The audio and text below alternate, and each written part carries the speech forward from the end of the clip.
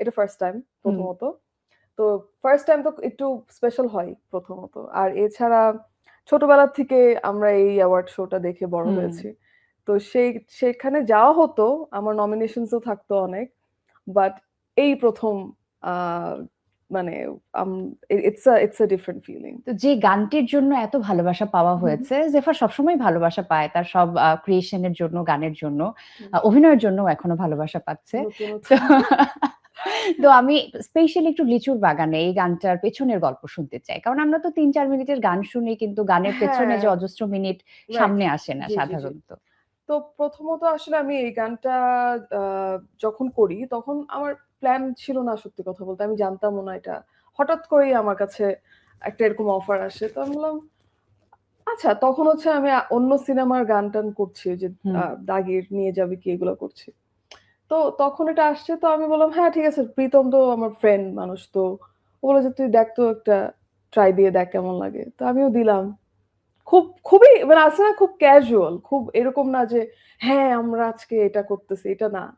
খুব ক্যাজুয়াল ওয়েতে আমরা কাজটা করছি। তখন দেখলাম যে আ ফিডব্যাক গুলো উনারা হুম। পছন্দ করেছে, টিম পছন্দ করেছে। আচ্ছা।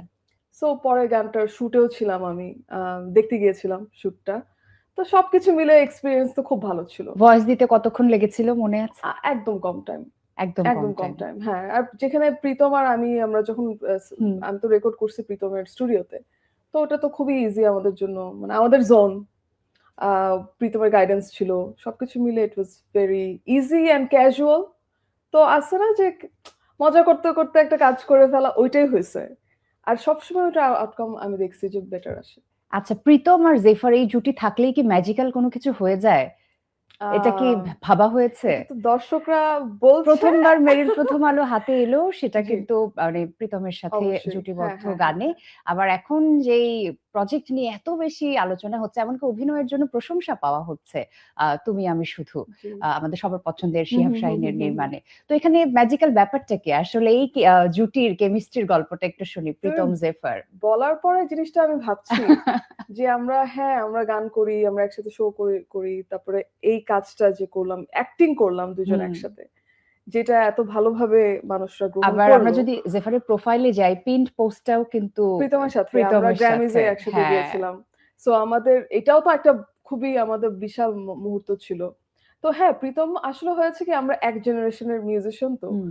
তো আমাদের অনেক কিছু একসাথে হয়ে যায় এবং আলহামদুলিল্লাহ কাজ করে বা কাজ করছে। আমার কাছে মনে হচ্ছে যে সামহাউ আমাদের লাক বলি বা আমাদের কাজ বলি, আমাদের হার্ড ওয়ার্ক সবকিছু মিলে মানুষের ভালোবাসা পাচ্ছি। এটা আমি বলতে পারব। কারণ রিসেন্ট যে কাজটা বের হলো, হুম। 'তুমি আমি শুধু', আমাদের ওখানে কিন্তু আমরা আসলে সঙ্গীত শিল্পী হিসেবে কাজ করি নাই। হ্যাঁ। ওইখানে আমরা অভিনেত্রী হিসেবে কাজ করেছি এবং ওইটার যে অ্যাকসেপ্টেন্স আমরা পেলাম, তো তোমার বলার পর আমি রিফ্লেক্ট করছি ব্যাপারটা, হ্যাঁ, যে হ্যাঁ, মেবি একটা সামথিং ইস ওয়ার্কিং অ্যান্ড আলহামদুলিল্লাহ আমরা মানে we are very good friends and যখন দেখতেছি it's working, it's an amazing feeling. So আমি চাইবো যে পরবর্তীতে আগামীতে যখন হুম, দুজনের কাজ একসাথে হু, হু। আসবে, আরো এরকম ম্যাজিক্যাল ব্যাপার-স্যাপার ক্রিয়েট হোক। ইনশাআল্লাহ, সবসময় ইনশাআল্লাহ, শুভকামনা ইনশাআল্লাহ। থাকবে।